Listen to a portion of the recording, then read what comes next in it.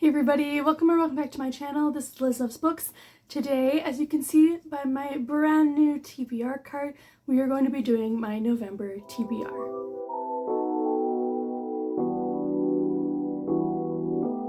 Today we're going to be picking my November TBR, and I am so excited because I have had this TBR cart for a while and I've just had excess books in it, and now I changed it and made the 3 layers here. Books that are unread on my shelves that I want to get to really soon, so then I can pick my TBR from these. So I've got my computer right next to me and I'm just going to be doing a TBR prompt spinner wheel. And so I want to be reading books that I own, which the last half of October I did not do. I read a lot of KU books, which is good too because I pay for that subscription. Let's spin the wheel. Okay, shortest book on my TBR. So, okay, it's either going to be The Dance Tree, which I have had on a previous TBR, or The Storied Life of A.J. Fikry. 246 pages. 237 pages. So, shortest book on my TBR cart at the moment is The Dance Tree by Kieran Millwood Hargrave.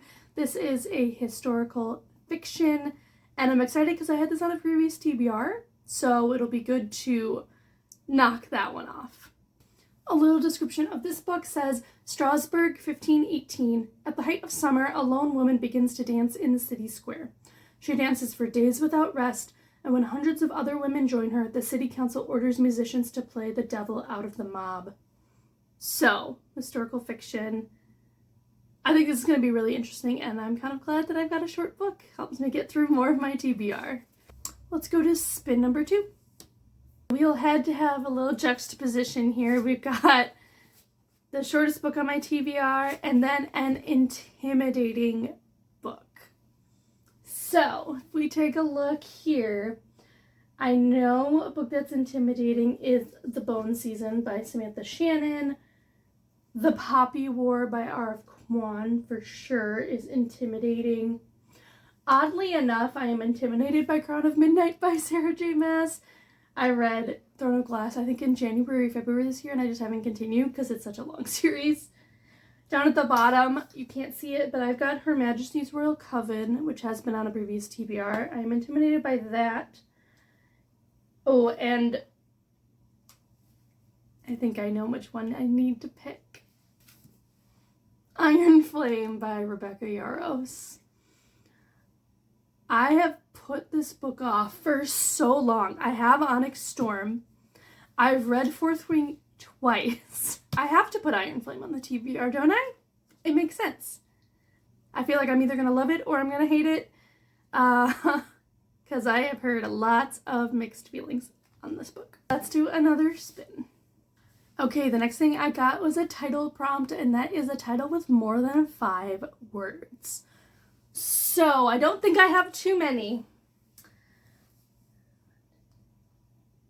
Oh, see, but it's more than 5. So, like, this one, The Red Scrolls of Magic by Cassandra Clare and Wesley Chu, is 5 total. But it's like the title, and then a subtitle is The Eldest Curses. So I think I'll count that one as an option. Storied Life of A.J. Fikry is an option, that's 6 words. And then I've got one on the bottom here.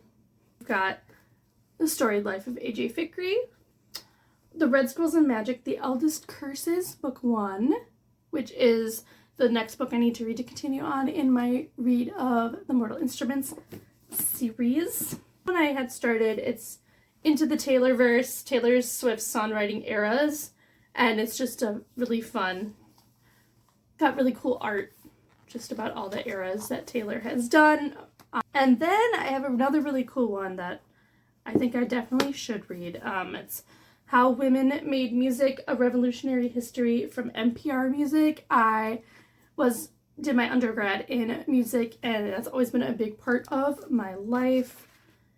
And so it talks about all the really popular women in NPR's music and their songs. Like, here's a chapter on Hayley Williams.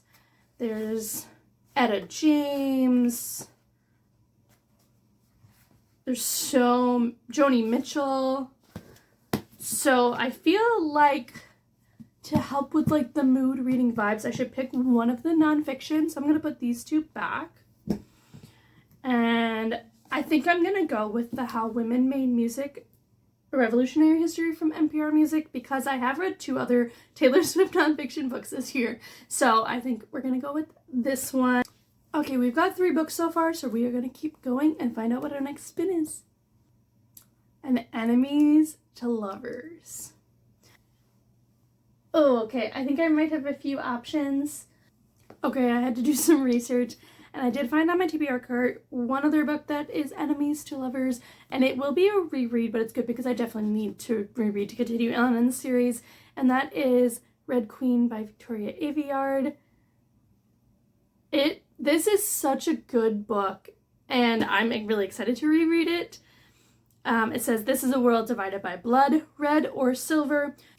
It says, the Reds are commoners ruled by a silver elite in possession of godlike superpowers. And to 17-year-old Mare, a red girl from the poverty-stricken stilts, it seems like nothing will ever change. But Mare possesses a deadly talent of her own, one that threatens to destroy the balance of power.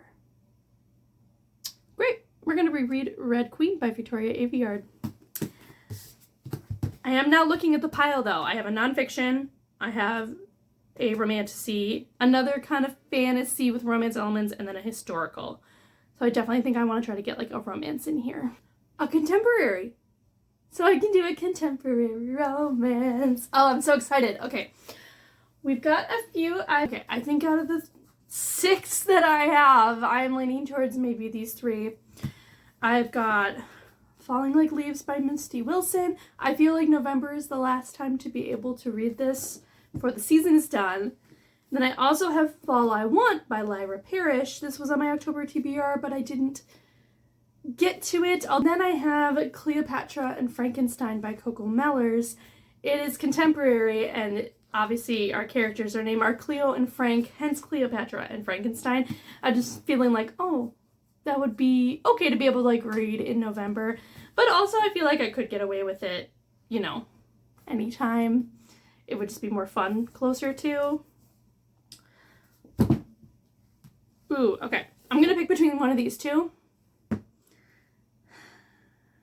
Since I had this on my October TBR, I'm gonna go with Falling Like Leaves by Misty Wilson. This is a YA contemporary romance, and we will see what I think of it. I love the cover. The cover is beautiful. So we're gonna add that to the TBR.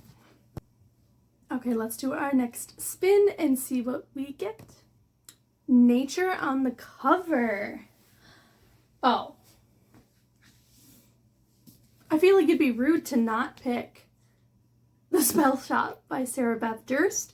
I'm excited because I've just heard so many good things about this book, as well as the companion to this, The Enchanted Greenhouse, which just recently came out. So this is a cozy fantasy romance. It says, a lush cottagecore tale full of stolen spellbooks, unexpected friendships, sweet jams, and even sweeter love. And I have been into some cozy fantasy lately. I am currently reading You Can't Spell Treason Without Tea by Rebecca Thorne, and I'm enjoying it. I'm very excited to read it. Okay, I have 6 books on my TBR currently. I feel like I want to do 8, so I'm going to do 2 more spins. Okay, we have published before 2017. That will probably be tricky. Maybe. Darn, this is 2019. Maybe Shatter Me by Tahira Mafi. 2011. Okay, first option. Might be the only option. My Best Friend's Exorcism was 2016. So that is definitely an option as well. So is My Brilliant Friend by Elena Ferrante. Okay, 3 options here. I know I'm going to immediately get rid of My Brilliant Friend. I have had this for a while, but I already have a historical book on my TBR. I have Shatter Me and My Best Friend's Exorcism. 2 such different books. This is a standalone.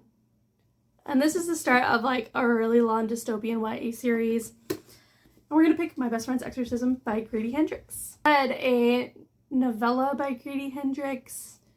And then I also read How to Sell a Haunted House, which was fine. I liked it. I gave it like a 3.5. But I've heard this is everyone's favorite, so I'm excited to get to it. Time for our last spin. Animal on the cover. That I can do. I just had to respin it like 3 times because I didn't have anything, or like there were prompts that I'm just like, I'm not going to have an author I hate on my TBR. Anyway, Animal on the cover. First thought immediately. If I can get it out.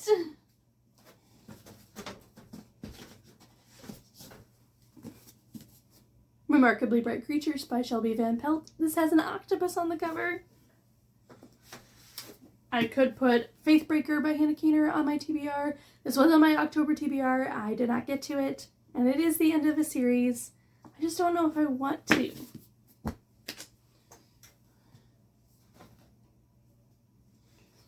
Those are the only 2 I have. We're going to go with Remarkably Bright Creatures by Shelby Van Pelt. This is a literary fiction, which is a little bit out of my comfort zone. But I'm excited to hear about a talking octopus. His name is Marcellus. And I know he has chapters in the book. So I'm very excited. It says a charming, witty, and compulsively readable exploration of friendship, reckoning, and hope that traces a widow's unlikely connection with a giant Pacific octopus. I've heard nothing but good things about it, and it's not terribly long. So that'll be our last book on our November TBR. Let's go over the full list of books that I've got. Oh my god, it almost doesn't fit in frame. Wow, I did it. Okay. We have got The Dance Tree by Kieran Millwood Hargrave, Red Queen by Victoria Aveyard, Falling Like Leaves by Misty Wilson, The Spell Shop by Sarah Beth Durst, My Best Friend's Exorcism by Grady Hendrix, Iron Flame by Rebecca Yarros, Remarkably Bright Creatures by Shelby Van Pelt, and How Women Made Music, a Revolutionary Story from NPR Music. I've been filming for 30 minutes. Oh, editing me is not going to be happy. But I am very excited about all of these books for November. And it'll be fun because even though I might not get to all of them, I am going to refill the TBR cart so that it is full to the brim again from more books from my shelves, so that it can be a consistent cycle of reading them, getting them out, onto the cart, onto the shelves, or to unhaul them. So I'm very excited about that. And I hope you guys enjoyed my rambling thoughts. And I hope to see you guys in another video soon. Bye, guys.